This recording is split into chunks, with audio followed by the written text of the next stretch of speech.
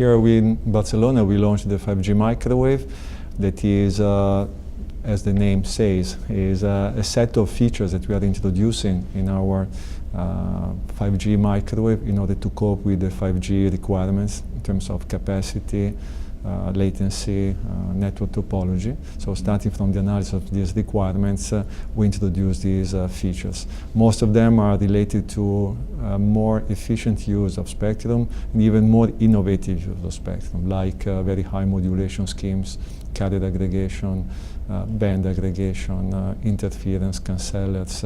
So in order to improve how we can reuse spectrum, how we can squeeze from relatively narrow band channels the most in terms of capacity. And in the meantime, reducing latency and making this kind of microwave more suitable with the new network topologies that is coming with 5G. We demonstrated 2 weeks ago as in a proof of concept with Vodafone Group, the 5G microwave new features, especially higher modulation schemes, carrier aggregation, dual band aggregation, so E-band and microwave traditional. And we have done also another POC with Deutsche Telekom. As well, we plan other tests with leading operators. And also very important will be to test 5G microwave in real 5G trials.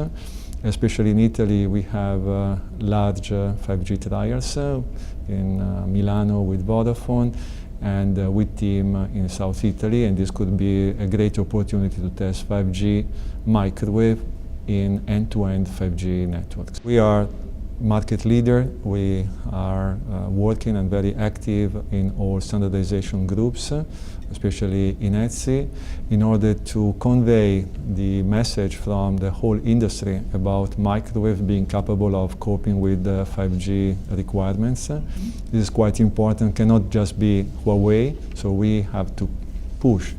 And in order, especially with administrations, with spectrum regulators, how these new technologies can help in managing spectrum in a more efficient way.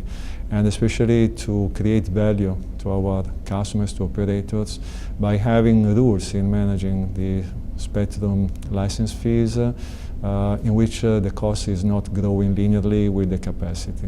When we compared 5G capacity to be backhaul with 2G 20 years ago, most of the licensing rules have remained the same.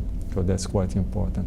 Second, since the spectrum is the most important resource for the wireless, both access but also backhaul, we need more spectrum being made available for backhaul. I'm talking of especially the millimeter wave or frequencies above 23 gigahertz, 32 gigahertz, but especially E-band. And so pushing as industry that all countries will open the bands available to operators.